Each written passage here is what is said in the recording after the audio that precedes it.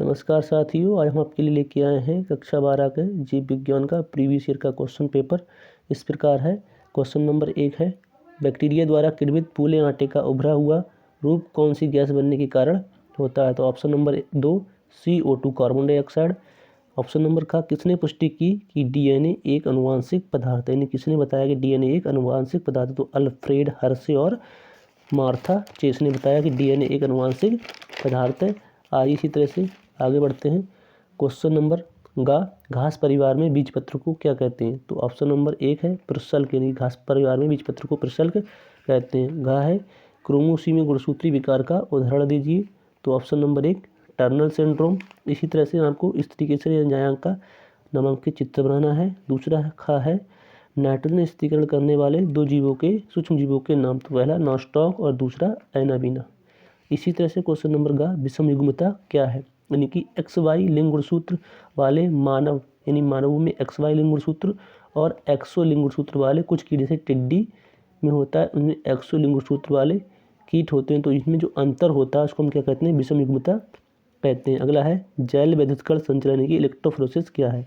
तो प्रतिबंधन एंडोन्यूक्लियस द्वारा डीएनए को काटने के बाद खंडन हो जाता है, यानी कि डीएनए को कटने के बाद उनका खंडन हो जाता है और उन खंडन की कटे हुए टुकड़ों को बाहर निकालने की क्रिया को जैल इलेक्ट्रोफोरेसिस कहते हैं। इसी प्रकार से एक अनुवांशिक रूपांतरित पौधे का नाम बताइए। तो इसका नाम क्या है? बीटी कपास या बीटी बैगन, कुछ भी लिख सकते हैं दोनों में से एक। अगला क्वेश्चन है जैव विविधता की क्षति के दो मुख्य कारण क्या है? यानी कि जो जैव विविधता है उसकी क्षति के दो मुख्य कारण क्या है? तो पहला कारण है आवास की विविधता और दूसरा है अनुवांशिक विविधता। इसी प्रकार से क्वेश्चन नंबर है पारजीवी जंतुओं पर धड़ है संक्षिप्त टिप्पणी लिखिए। यानी जो पारजीवी जंतु होते हैं।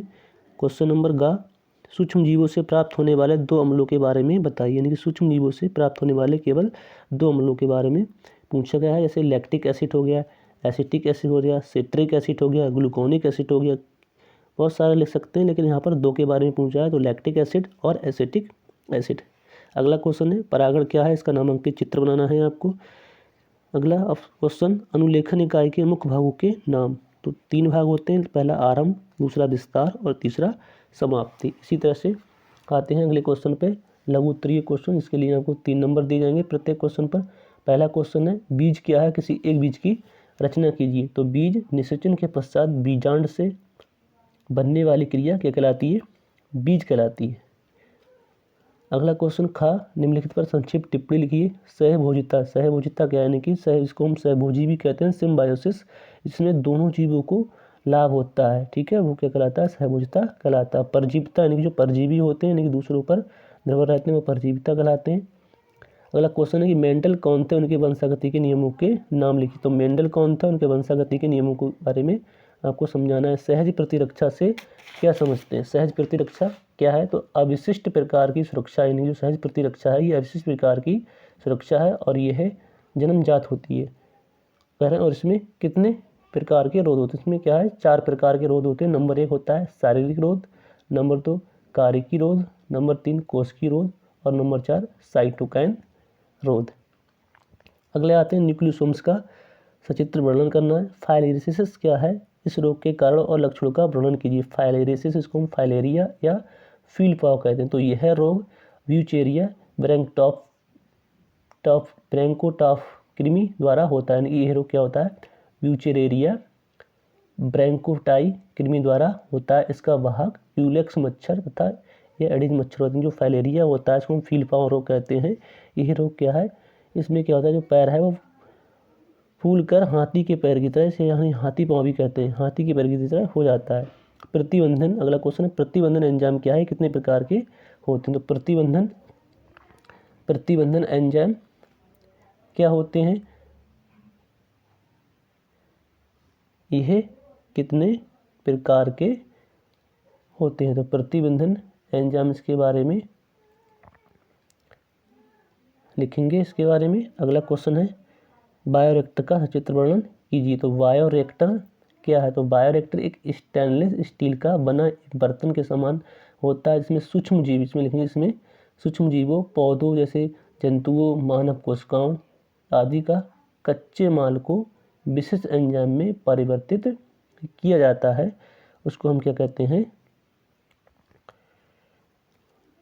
बायोरिएक्टर कहते हैं। इसका आपको चित्र बनाना है। अगला क्वेश्चन देखते हैं, पराग कोश के अनुप्रस्थ काट का सचित्र वर्णन कीजिए। तो पराग कोश के अनुप्रस्थ काट का सचित्र वर्णन करना है। अगला क्वेश्चन है 6 का खा, थैलेसीमिया रोग पर एक संक्षिप्त टिप्पणी लिखना है। थैलेसीमिया रोग है, इस पर आपको टिप्पणी लिखना है। तो थैलेसीमिया क्या है? एक ऑटोसोमल अनुवांशिक विकार है और ये मनुष्य में हीमोग्लोबिन 2 जोड़ी ग्लोबोप्रोटीन श्रृंखलाओं से बना होता है। इस तरह से आप लिखेंगे, जो हीमोग्लोबिन होता है मनुष्य में वह 2 जोड़ी ग्लोबिन प्रोटीन श्रृंखलाओं से बना होता है। इसे अल्फा और बीटा श्रृंखला कहते हैं। इस रोग की उत्पत्ति के कारण उत्परिवर्तन हो जाते हैं, इससे पूरा फ्रेम बदल जाता है। इसको हम फ्रेम म्यूटेशन भी कहते हैं। अगला है किण्वित पेय पदार्थ क्या है? इसका उदाहरण सहित वर्णन कीजिए। किण्वित पेय पदार्थ यानी कि वाइन यानी कि एल्कोहल जो क्या है किण्वित पेय पदार्थ होते हैं। अगला क्वेश्चन है स्तन ग्रंथि के अनुप्रस्थ काट का नामांकित चित्र बनाना है। इसी तरह से हम आते हैं विस्तृत उत्तरीय प्रश्न पे।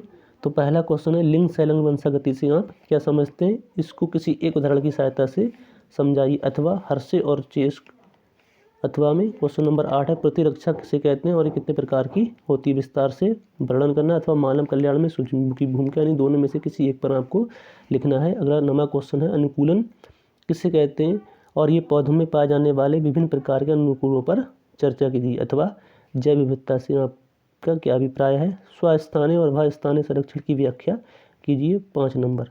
तो आशा है आपको हमारा वीडियो पसंद आया होगा। अगर वीडियो पसंद आया तो लाइक एंड सब्सक्राइब करना ना भूलें। Thank you for watching.